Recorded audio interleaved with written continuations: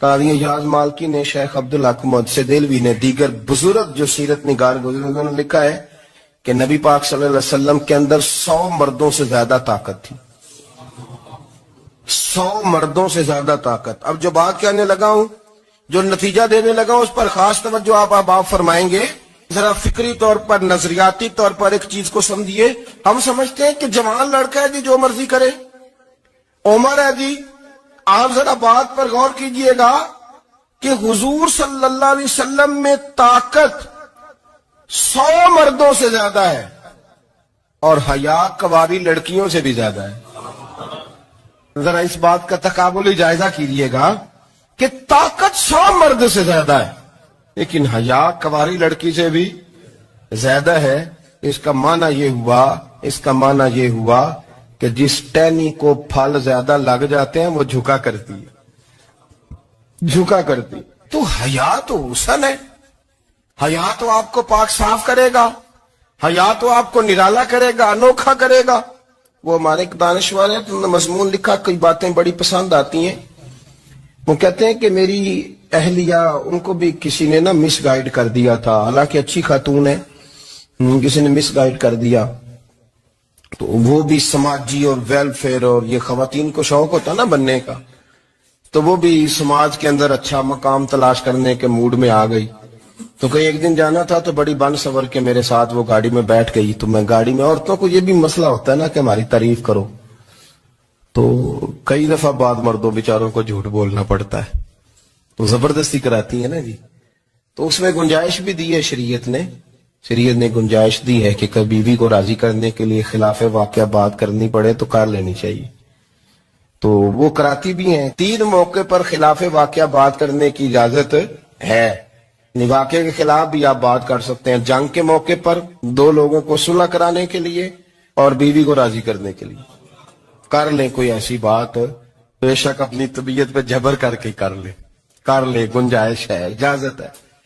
تو وہ کہتے ہیں جب وہ گاڑی میں میرے ساتھ بیٹھی بن سور کے، وہ تقاضا کرنے لگی کہ میں نے بڑے اچھے کپڑے پہنے ہیں پر آپ نے توجہ نہیں کرائی. وہ سیانا بندہ تھا، وہ چاہ رہا تھا کہ میری خاتون سمجھ جائیں. وہ کہتے ہیں مجھے پتا تھا کہ بیچاری مس گائیڈ ہو گئی ہے، دل کی بڑی اچھی ہے، سیانی ہے، لیکن اس کو کچھ خواتین نے، کچھ لوگوں نے مل کے اس کو ذہن غلط کر دیا ہے کہ سماج میں نکلو، باہر جاؤ، کام کرو، فلاں کرو، اپنی مرضی سے جیو. تو میرے ساتھ گاڑی میں بیٹھی کہیں جانے کے لیے، تو مجھ سے کہنے لگی کہ آپ نے میری طرف توجہ ہی نہیں کی، آپ نے کوئی ذکر ہی نہیں کیا کہ میں کیسی لگ رہی ہوں. تو وہ کہتے ہیں میں نے اسے کہا کہ اگر تو ناراض نہ ہو تو پھر میں صحیح والی تعریف کر دوں. تو اس نے کہا کہ آپ کر دیں. تو کہتے ہیں میں نے درد سے اور خلوص سے اپنی بیوی سے کہا، خلوص کے ساتھ. میں نے کہا میں تو روز گھر ہوتا ہوں، روز شام کو گھر ہوتا ہوں. اگر تو میرے لیے تیار ہوتی تو میں تیری تعریف کرتا، لیکن آج تو باہر جانے کے لیے تیار ہوئی، تو پھر ان سے تعریف کی امید رکھ جن کے لیے تو نے تیاری کی ہے. میرے لیے تیاری کرتی تو میں تو ہر شام تیرے پاس ہوتا ہوں. کہتے ہو میرے لفظوں میں درد تھا تو وہ بھی رو پڑی. اور کہنے لگی آپ گاڑی روک دیں، مجھے باہر جا کے کسی کو راضی نہیں کرنا، میں نے اسے راضی کرنا ہے جس کو رب کریم نے میرا شوہر بنایا ہے اور میرے لیے منتخب کیا ہے میرے ماں باپ کو. میں واپس لوٹتی ہوں.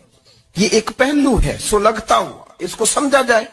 رسول کریم صلی اللہ علیہ وسلم عرب کی کواری لڑکیوں سے زیادہ حیا والے تھے. کواری لڑکیوں سے زیادہ حضور حیا فرمایا کرتے تھے.